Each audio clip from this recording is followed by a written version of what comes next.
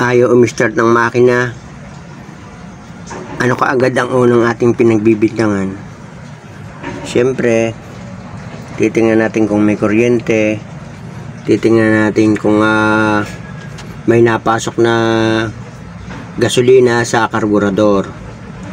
At kung sakali at maayos naman yung karburador, may napasok na gasolina sa karburador, may kuryente, huwag din natin kalilimutan ang isa sa part ng sasakyan, maliit pero malaki ang ginagampanan. Kapag ito ang nasira sa sasakyan na gumagamit pa nitong K-series na mga ganitong uri ng makina, mahalaga ito. Kapag ito ang nasira, hindi na ninyo may start ang inyong sasakyan. Bali nakalagay siya dyan sa may gilid ng distributor. Ayan o, nakalagay siya dyan. Kaya wag din ninyong kalilimutan kung hindi na ninyo mapa-start ang inyong sasakyan, yung mga gumagamit pa ng distributor.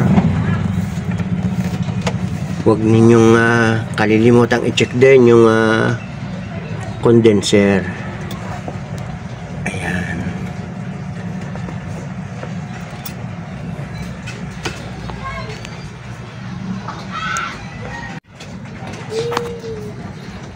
Ito, nang dahil lang dito ay nang umi-start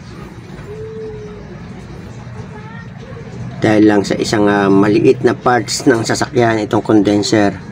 Kaya napakahalaga nito.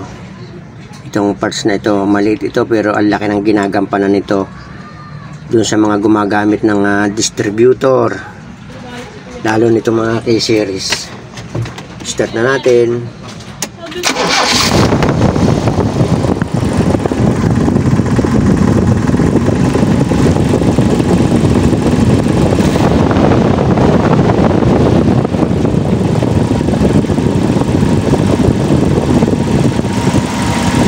Okay, thanks for watching.